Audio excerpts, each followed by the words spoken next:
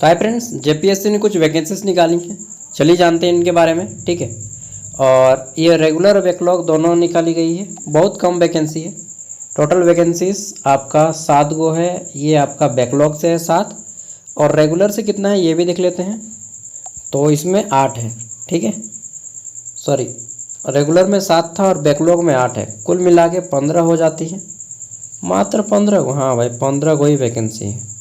ठीक है, और 5 प्रकार का पोस्ट है। चलिए जानते हैं क्या क्या क्वालिफिकेशन रखा गया है इनमें। देखिए 5 गो पोस्ट है। पोस्ट का नाम पहले जान लीजिए। ये आपका वैज्ञानिक, अच्छा वैकेंसी का नाम पहले जानिए। तो जेपीएससी यहाँ पे बोला गया है गृह कारा एवं आपदा प्रबंधन विभाग के अंतर्गत राज्य विधि विज्ञान प्रयोगशाला झारखंड रांची हेतु सहायक निदेशक। क्या बोला गया है? सहायक निदेशक। ठीक है, असिस्टेंट डायरेक्टर जिसको बोलते हैं, वरीय वैज्ञानिक यानी कि सीनियर साइंटिस्ट पदाधिकारी। ठीक है, सीनियर साइंटिस्ट ऑफिसर के रिक्त पदों पर बैकलॉग भर्ती और रेगुलर भर्ती दोनों किया जा रहा है। ठीक है, पोस्ट का नाम क्या क्या है तो देख लेते हैं। एक है आपका फिजिक्स से, ठीक, एक है आपका आग्नेयास्त्र। ठीक है, और नेक्स्ट है आपका सामान्य रसायन जनरल केमिस्ट्री, विष विज्ञान यानी कि पॉइजन के बारे में, और फिर है आपका साइबर फॉरेंसिक। तो ये 5 पोस्ट है। अब चलिए इसका क्वालिफिकेशन जानते हैं। और रेगुलर में आपका 4 गो है। कौन कौन सा पोस्ट है रेगुलर में? तो आग्नेयास्त्र है, फोटोग्राफी है, ठीक है, फॉरेंसिक इंजीनियरिंग एंड इंस्ट्रूमेंटेशन है, एंड डॉक्यूमेंट्स का है।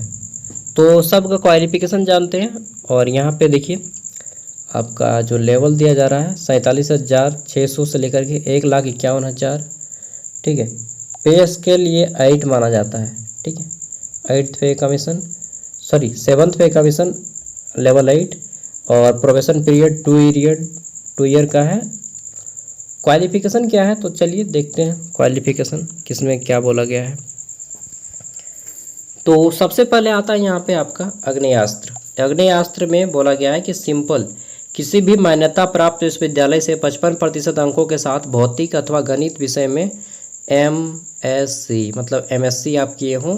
ठीक है, फिजिक्स में या केमिस्ट्री में, सॉरी फिजिक्स में या मैथ में, या किसी भी मान्यता प्राप्त विश्वविद्यालय से 55% अंकों के साथ फॉरेंसिक साइंस में MSc किए हों, या स्नातक स्तर पर BSc फिजिक्स मैथमेटिक्स ऑनर्स होना आवश्यक है। ठीक है, मतलब MSc फॉरेंसिक साइंस 50%, 55%, साथ में आपका ग्रेजुएशन में होना चाहिए।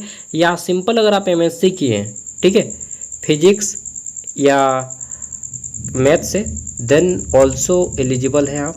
ठीक, दूसरा, राज्य किसी राज्य अथवा भारत सरकार के विधि प्रयोगशाला विश्वविद्यालय कॉलेज प्रयोगशाला संस्थान में 2 वर्षों का कार्य अनुभव, मतलब 2 ईयर का वर्क एक्सपीरियंस मांग दिया है। मतलब कंपटीशन ख़त्म। ठीक है, जहाँ पे एक्सपीरियंस का डिमांड करता है कंपटीशन वहाँ पे ख़त्म। साथ में डिप्लोमा इन कंप्यूटर एप्लीकेशन यानी कि DCA का कोर्स मांगा गया है। सेम इसमें देख लेते हैं। तो फोटोग्राफी में क्या बोला गया है कि आपका 55% के साथ MSc किए हो फिजिक्स में, ठीक, और या तो फॉरेंसिक साइंस किए हो MSc, और 2 ईयर का एक्सपीरियंस, और कंप्यूटर का एक ADCA या DCA का सर्टिफिकेट। अच्छा, ये फर्जी बन सकता है कि नहीं? बिल्कुल ये फर्जी नहीं बनेगा। ठीक है, नेक्स्ट अगला आ जाता है। तो यहाँ पे आ जाता है इंजीनियरिंग एंड इंस्ट्रूमेंटेशन। तो इसमें MTech किए जो लोग या BTech किए हैं वो एलिजिबल हैं। BTech, ठीक है, या MSc वो एलिजिबल हैं।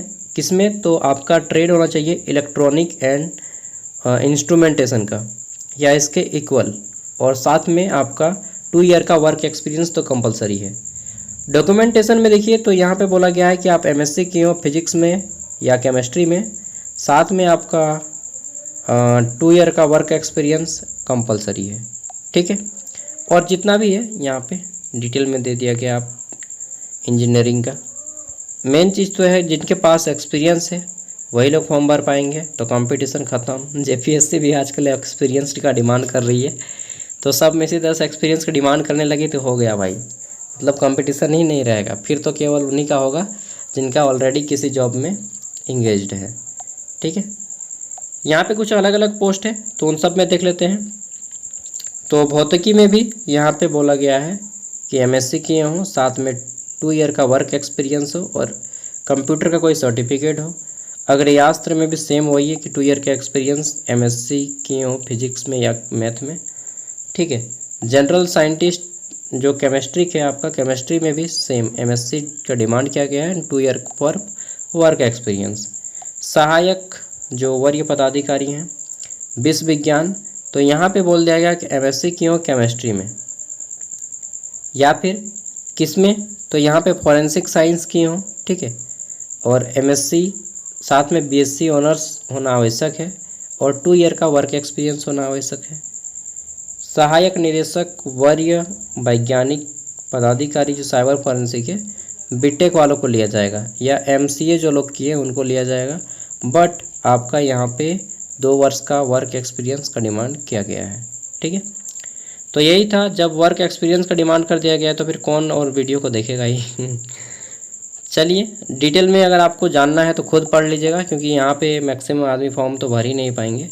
मैक्सिमम क्या, मात्र हमको लगता है कुछ ही लोग फॉर्म भर पाएंगे। ठीक है, फॉर्म फीस 150 है और फॉर्म भरने की डेट वगैरह की अगर बात किया जाए तो यहाँ पे दिया ही गया होगा। देखिए यहाँ पे दिया गया है आपका लास्ट में फॉर्म भरने का डेट।